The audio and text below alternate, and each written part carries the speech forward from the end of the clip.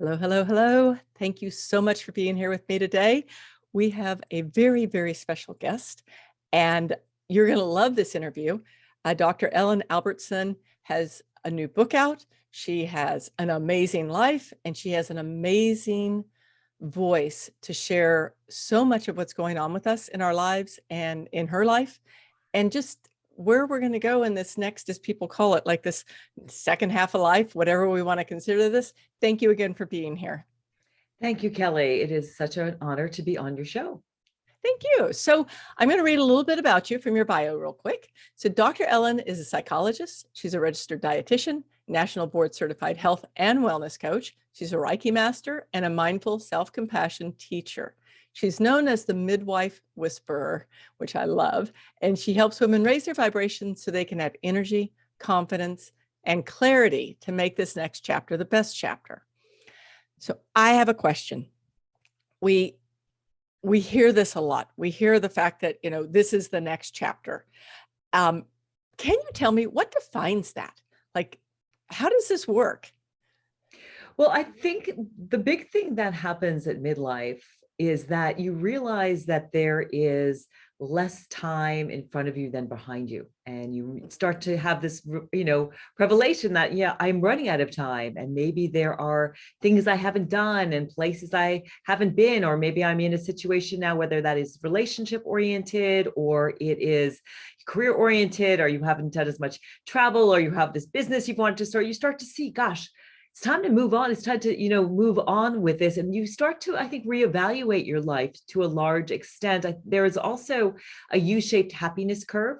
So research across 138 countries shows that there is a natural dip in well-being and happiness that happens in your 40s. So my clients usually approach me when they're looking at 50 and they're realizing, gosh, my life looks really good on the outside, but inside I'm just feeling kind of comfortably uncomfortable. I don't know what's wrong, but I don't wake up with any joy and zest for life. Maybe, some of my clients, like I'm sure yours, have let their bodies go. We're going through a lot of relationship times. Things are changing. There's a lot of work around work-life balance as well. So it's really a difficult time period where we're doing a lot of soul searching, figuring out, I'm running out of time and what do I want my life to look like? That's kind of the sticky news. The good news is that you have decades ahead of you to redesign your life, whether you want to change your body, your career, your relationships, deepen your spirituality, whatever that is, you've got this juicy time period because we're living longer. So I like to think of it, if we sort of take childhood out of it, we get this first adulthood where we get to know ourselves, we make a bunch of mistakes, and then we reach this midlife period where we're like, okay, I want to make some changes so that I can make the next 2, 3, 4, 5 decades as amazing as possible. Yeah, I love that. And you're right. When you said that, I realized that is the feeling that I've had is, for once in my life, my mortality. And it's a strange feeling. It's kind of like this little devil in the back of my head going, "Oh, do you have time for that?" And that's an uncomfortable feeling. So I guess also women especially have more awareness at this time, simply because we have a little bit more time. Maybe the kids are out of the house. Just we're looking at life in a little bit different way. It's a little bit easier because you've already gone through all that learning period that you go through in, your 20s, 30s, even 40s. Is that what you see too? Well, I think I see that. And the other big thing is menopause, right? So we actually have this Right. physiological change, which can actually, impact how we feel about ourselves, how we feel physically.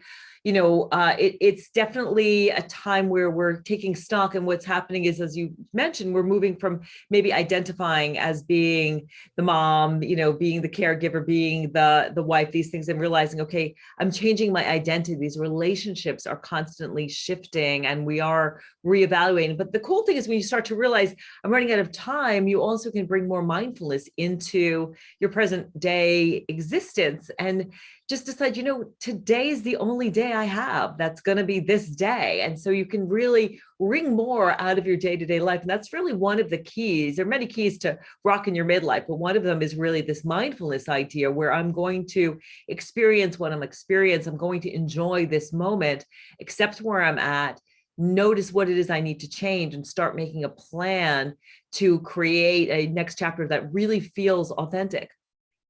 Yeah. Okay. And you said something that is so perfect there. It's accepting where you're at, but not settling for where you are. Yes, like Carl Rogers says, the strange paradox is when I accept myself as I am, then I can change. You have to accept yourself where you're at. So let's just take, since we're both sort of in the health and fitness world, you know, you get your doctor tells you something, or you realize, you know, it's really time for me to get healthy and fit. You have to accept that I'm starting at this stage. I'm not going to go and I'm not going to go climb Kilimanjaro, right? I'm going to do some training. I'm not going to do that 26K marathon. I'm going to start, you know, with a 5K, a 10K, maybe getting help from someone like yourself or a trainer or seeing a nutritionist. But you have to accept where you are, because when you fight that, then you start, you know, having this, I'm not enough. I'm not good enough. I don't feel good about myself. And we need to be coming from this place of self-love. You know, I think our medical system so much says, like, you've been bad, right? You haven't eaten right. You've let your body go. And now it's time to punish you with some crappy diet that you hate. Right. Some awful diet. Yeah. Yeah. And I think eating healthy tastes great. And I love to move my body. So, but when we start with self-love, and we do this because you love yourself, it really changes the energy that goes into this project of transformation. Doesn't it? It really does. So, okay, self-love. I hear that a lot. I hear self-love and I hear you are enough, right? These are two things that I'm seeing more and more and more. And maybe it's simply because I'm more aware of it. But how do you bring that self-love? I mean, I think for you and I, we both have a very similar morning. My guess is that you do a lot of movement in the morning, you do meditation in the morning. What else does your morning consist of? And is that how you start your self-love practice? Yeah, well, I wake up and I try to, when we sleep, we have this opportunity to reset. So I wake up trying to maintain the positive mindset, the clear out that's happened. I do something called the 5 Tibetans, which I have been doing probably for a decade. It's 5 exercises that you do 21 times to sort of raise my energy. It's kind of a fun way to start. I do a little bit of Kundalini exercise. My partner, my fiance, does that as well with me, which is so much fun. They usually meditate. And then I usually dive into work. I find that my social media presence is part of my spiritual practice. So during that meditation time, I might read something. I might think about my intention for the day. I do what I need to get my energy up and inspire me, so then I can share that energy with the people that are following me. So that's what I do in terms of the self-love piece. What really changed everything for me was something called self-compassion. Before I discovered self-compassion, I was your typical type A personality. Nothing was ever good enough, always feeling like, when I have that degree, when I have the perfect body, the perfect whatever, then I will love myself. But I never got to that place. And at that point in my life, I was also a personal fitness trainer. So it was like, well, when you get those 6-pack abs, when you have those buns of steel and those guns in your biceps, then you'll be okay.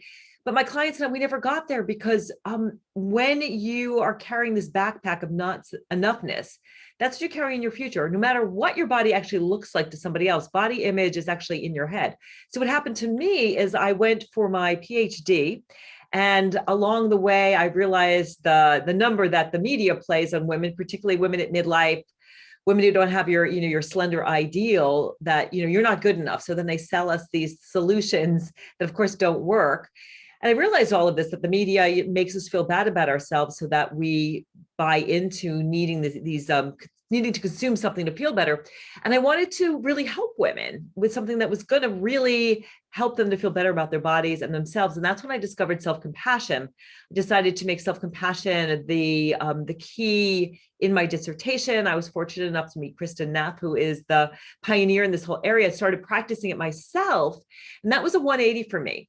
So I learned with self-compassion, people are always like, well, how do you love yourself, right? And it's really about treating yourself the way you would a good friend. And the thing that's cool about self-compassion, besides the fact that it works, regardless of how you feel about yourself in terms of self-love, self-compassion is a skill that can be learned. It's both a trait and a state. We can go to the self-compassion gym, just like we can go to the gym and lift weights and do sit-ups. We can practice self-compassion through both formal and informal practices.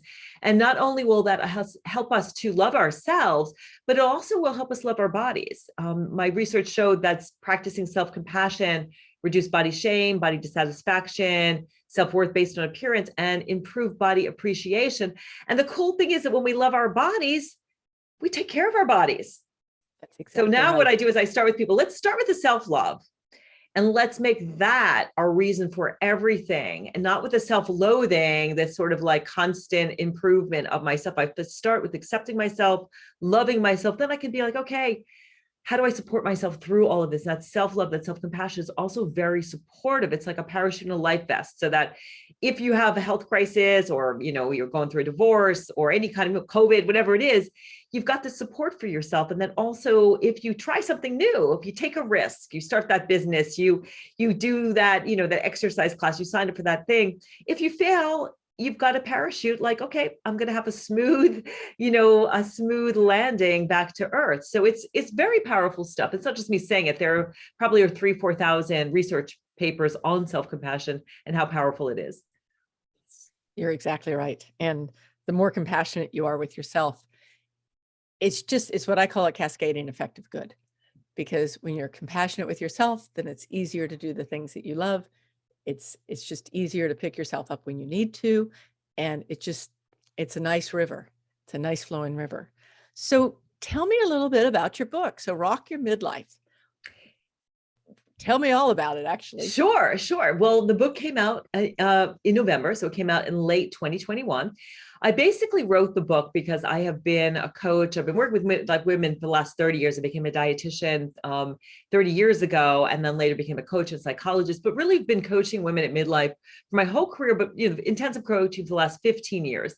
And I've seen tremendous transformation. I've also seen tremendous transformation in my own life in the last, I think, 4 or 5 years. Besides COVID, I've been through divorce, been engaged, 2 health crises, probably moved 4 times, all kinds of stuff.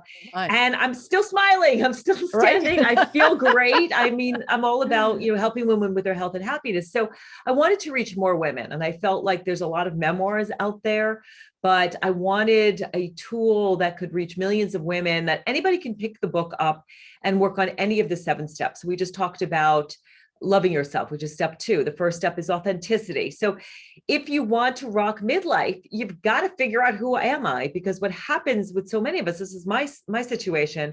It's like I was climbing up this ladder of success, but it was up against the wrong building, because I was living somebody else's life.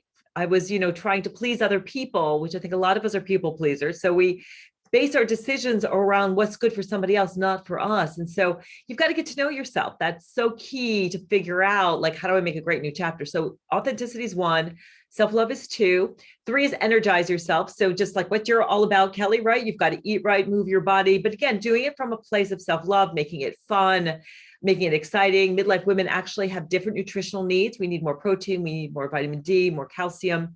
And then the 4th step is reprogramming your mind. So that's really all about mindset. And the cool thing is that we can change the way our brain functions. We can change these neural pathways in our brain so that we can be healthier and happier. The 5th step is empowering yourself. And that means, facing up, doing the tough stuff, right? Like stepping outside your comfort zone. The 6th step is rehabbing your relationships, because what happens is when you start to become that butterfly, you go through this transformation process. Not everyone sees you as the butterfly. In their mind, they still think you're the caterpillar. So you get that piece. And the last piece is enlightenment, just having a spiritual connection, understanding that we are humans having, we're not humans having a spiritual experience. Perhaps we're souls having a human experience. Nice. And for those of people that I work with, they think that we just set this up because I have been preaching to them for a while, and now they know that they can get the book, Rock Your Midlife Crisis, Rock Your Midlife, and actually follow your steps. So a couple of things. One of them is that you just talked about being courageous. And I noticed on your Facebook page that you had a quote about being a warrior, not a worrier. And I think that it's so easy to fall into worry. It is training your brain. And what else would it be? How else do you step out of being a worrier and into a warrior? It's all about mindfulness. So it is about training your brain. And unfortunately, our brains are hardwired to protect us from danger. And the reason that we worry and we ruminate and we look for danger is that we've got this lizard brain. So this is this primitive reptilian part of our brain. We have both the amygdala, which is located at the base of our skull, like behind our head. And then we also have this default mode network that's scanning our environment for meaning and again, for danger, what could be wrong instead of what's right. And if we don't know how to rein it in through mindfulness, it can go crazy. And it, don't mind me sharing, I just had a cancer diagnosis. So I have breast cancer. I found that about a week ago. And my brain just wants to just 2:00 in the morning. And I'm just thinking about, oh my God, I'm going to lose my hair, lose my breasts. I'm going to decrease my lifespan and my well-being. And I just have to just go stop. Because it's not doing me any good. We think that if we ruminate, if we chew it over, and the word ruminate comes from ruminants, from cows who chew their cud, right? And we think that, well, if I just ruminate it over and over again, I'll figure it out. But what ends up happening is worrying is like praying for what you don't want to happen. When you churn that over and over in your mind, that's what shows up. So there's a lot of techniques that you can utilize. First, mindfulness is great. So the reason we meditate, we do things like yoga, isn't to be, a perfect yogi or a perfect meditator. It's really so that we learn how to work more productively with our mind, so that, yes, when it's 2:00 in the morning and you're worrying about, maybe you're worrying about your kids having some problems in school, or your marriage is run amok, or you're worried about your job or a deadline, you can realize, wait a minute, is this serving me? To think about, okay, what could I actually do to remedy this situation and actually take action, but to stop the chewing it over again in your head, to meditation, some type of mind practice that's going to help you learn how to work productively with your mind is really key. And then there's lots of other things you can do. Journaling can really help you to sort of mind dump, realize, or, talking to a therapist, talking to a coach, mind dumping, all of that information. And then also just planning. So thinking about, okay, well, how do I stop this from happening? So for me right now, with figuring out my course of action to live my best life, it's just I'm getting as much information as I can, talking to as many people as I can, and then, doing some meditating and figuring out what's my plan instead of just worrying about it. But I think it's also noticing in your body, right? Our emotions are felt in our bodies. And when you go into that worry place, that reptilian brain, your focus narrows. You can't think straight. You go into overwhelm. And, something I love to do is I just take my shoes off when it's warm enough and I go for a long walk. I do some grounding, being out in nature. You don't have to take your shoes off, but I love being connected to the earth, doing something that helps you focus. I love also listening to music, or learning to play the ukulele, drawing, doing something creative, something that's going to focus your mind and get your mind off of the worrying. But it's a practice, and it is an intention, a decision, and an understanding that worrying isn't getting you anywhere. And it's certainly not doing any good in terms of your physiology. I mean, we're worrying, of course, our stress levels going up, that's causing inflammation. It's contributing to undermining our well-being. So it's something I think we all grapple with. And I think at midlife, we just have so many people and so much going on. And plus there's this whole crazy world situation that it's really hard not to go into the gloom and doom mode, but you have a choice. You can harness your mind. You can do things that are going to help you stay focused and happy. You can turn off the media too. You can do things that you enjoy, and you can really change your vibration. Nice. And you're so, so true. Yeah. Worry is, you're absolutely right. And so becoming the warrior is taking the action that is going to move you away from the worry and into what's best, what's next for you. So let me ask you this. Is there something that we haven't covered that you would like to talk about before I ask you any other questions? Yeah, I think we talked a little bit beforehand about grief and sadness and handling emotions. And It's so important though, as we're, doing this work, that you're not either having toxic positivity where everything's great all the time and you're ignoring your difficult emotions, or sometimes people do spiritual bypassing where they're like, okay, I'll just meditate for 3 hours a day and I won't pay attention. We need to embrace all of our emotions for a couple of reasons. All of our emotions have value, the sadness, the grief, even, the fear, all of these emotions. When we embrace them, they have a message for us. They have something to tell us. There's learning to be done here. There's a change of course, a course correction that can happen. The other thing is, when we feel all of our emotions, we feel more of the highs as well. I know myself, I had clinical depression in my 40s and I took an antidepressant, and my range of emotion was so narrow. I didn't feel the depression, but I also didn't feel the levels of joy and the happiness and the blissful feelings. I'm not saying if you take antidepressants, that's going to be your situation, but when we narrow emotions, when we say, I'm not going to feel the difficult ones, then we often don't feel the other ones. So it's good it's a rainbow, right? To feel all of your emotions. Yeah. The other thing that happens too is if we push down the sadness, the grief, the fear, it often arises as depression, because depression is like a pushing down. And I think with women at midlife, so often we either don't feel, we put everybody else first, we don't take care of ourselves, we don't get self-reflective and think about, what am I feeling, what do I need? And then the default mode is depression, because depression is like this giant stop sign that says you've got to stop now, you're not functioning. So I think we can do so much in terms of well-being, and part of well-being is taking care of all of our emotions. And a self-compassion practice that I share with people is make a list of how you'd like to take care of yourself with your body, your mind, your heart, your spirit, and relationships. And then when you're feeling sad or you're feeling afraid or you're feeling frustrated or overwhelmed, you pull out the list and you're like, oh, I could grab that mandala coloring book that I bought. I could listen to music.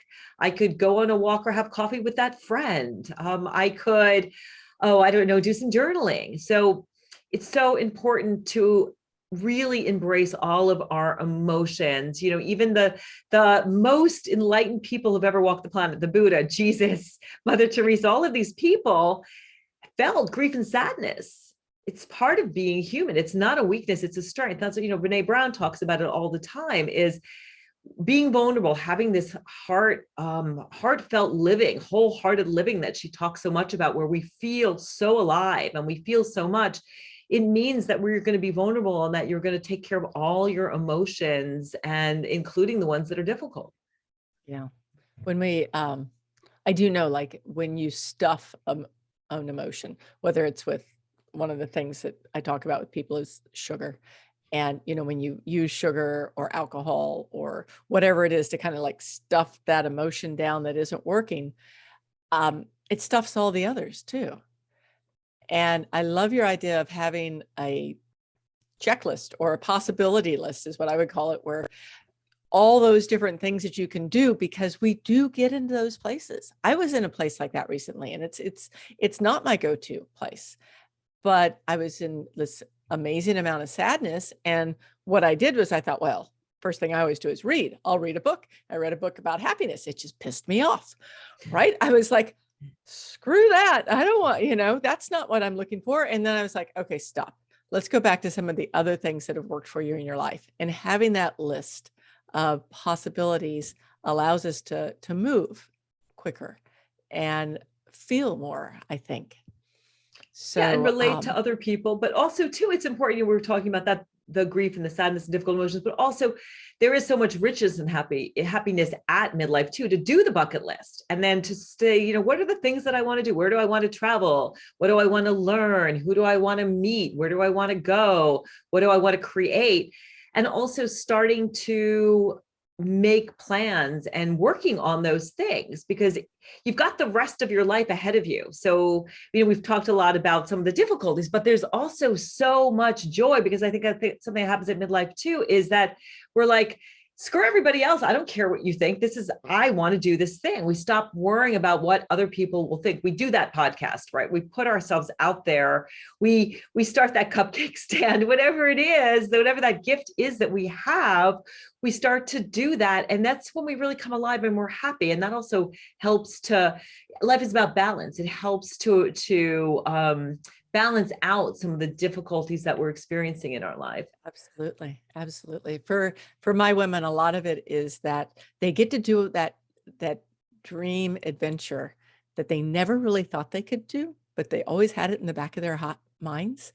And I have one client who, she came with me on a Smoky Mountain retreat, and she told her kids what she was going to do. And they're like, "You're doing what? That's a bad idea.